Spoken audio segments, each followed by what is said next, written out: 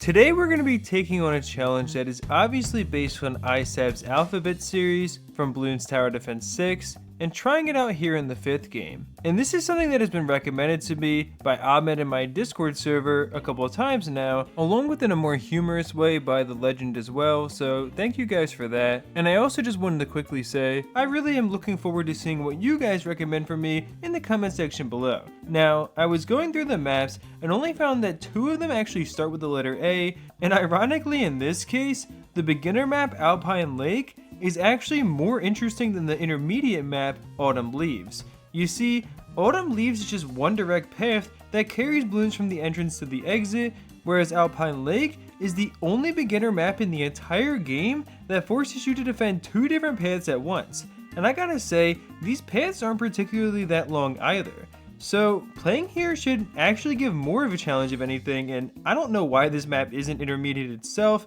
but it also gives us access to one more tower as well. You see, there isn't any tower that actually starts with the letter A in this game, since Apprentice and Ace both come with the word monkey before them, so I am allowed to specifically buy upgrades that start with the letter A as well, like Airburst darts on the monkey submarine. Although since I'm playing on the highest difficulty in the game, in probable mode, prices are 20% higher than on medium difficulty, and therefore, I do have to allow myself to start with a 0-0 submarine on each side of the map, since that's the only way I can actually defend all the balloons on the first few rounds. But of course, I will be getting the Airburst darts upgrade on both of them as well, which I think is definitely the biggest rule with this challenge. Like if you're using a tower in its lower form at first, you have to keep it around and be able to afford the corresponding upgrade in time. And sure enough, it wasn't long before I got both monkey submarines upgraded into Airburst darts, but then we ran into the first camo balloon on round 24. And in order to counter this, I actually had to switch over to the Ice Monkey Specialist building, since that allows them to remove camo from balloons as a 0-0 tower.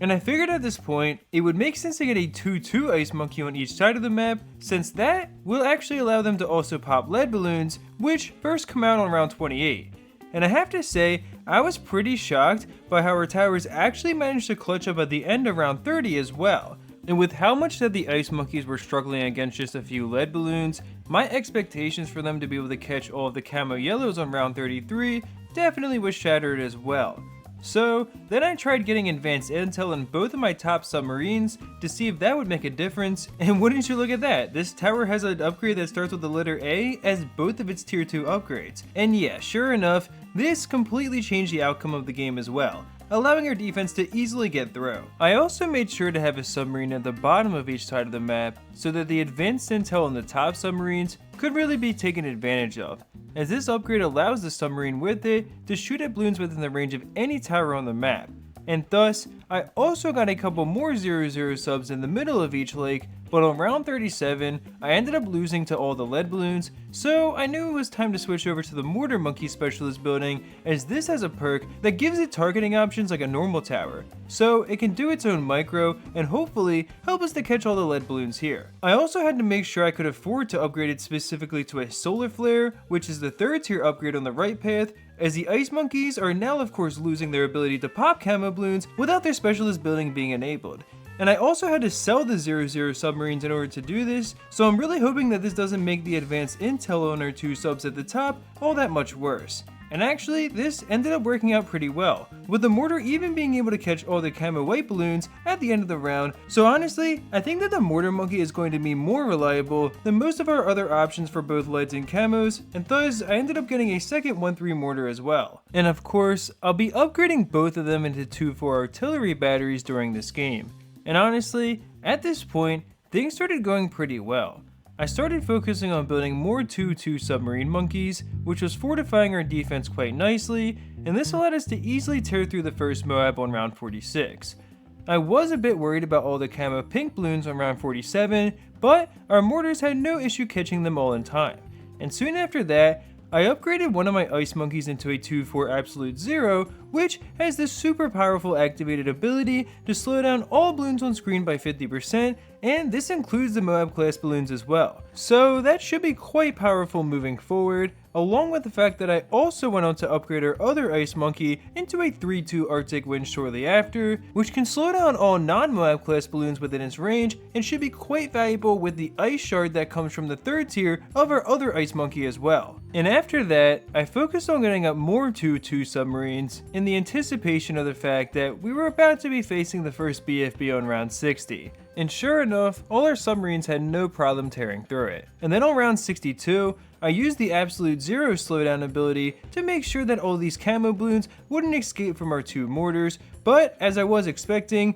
round 63 went down without any issues at all. And that's because the challenge of this is to basically take down 3 waves of packed ceramic balloons that you have to face, which are quite vulnerable to the combination of an Arctic Wind and Ice Shard Ice Monkey. And this is where I also upgraded our first mortar monkey into a 2-4 artillery battery as well, which fires 3 times faster and thus should really help at making sure that we can catch all the camo balloons moving forward. Along with the fact that it also has its own activated ability, which can briefly stun all the balloons on screen at once. Now on round 77, things were getting pretty intense, and I had to really use all of my activated abilities during this round in order to actually survive. But right after that, I was able to upgrade my other mortar monkey into an artillery battery as well, and now I knew it was time to get down as many more 2-2 submarines that I could fit within the confines of these 2 lakes in order to get some more raw firepower for our defenses. And honestly, once I got to the end of round 79, I really cannot explain how I actually survived everything, because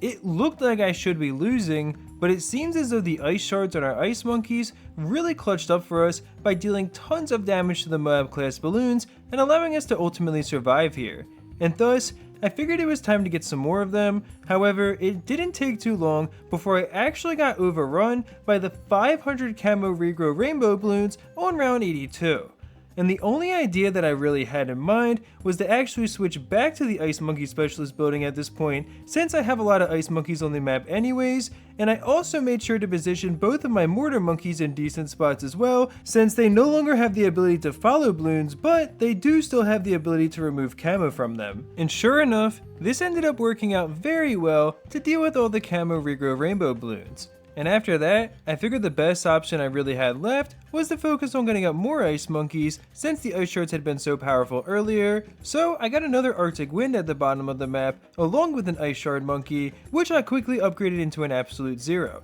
And this ended up working out quite well up through round 84 with all the activated stalls allowing our defenses to easily tear through everything. But when we had to face the 5 ZOMG balloons on round 85, I wasn't quite sure what was going to happen as they were making quite a bit of progress. However, once they started getting popped down, I felt a bit better, but again, it really seemed like the balloons were about to escape. Until the Ice Shards went absolutely insane and really showed once and for all that they're one of the most underrated upgrades in all of BTD5. Obviously, this is the upgrade that comes before the Absolute Zero, although that upgrade was of course quite powerful as well, and I also realized that I accidentally didn't upgrade one of our Ice Shard Monkeys, but I did have more than enough money to do so, and I guess that means you tell me whether or not you think this counts as successfully completing the first letter of the alphabet challenge.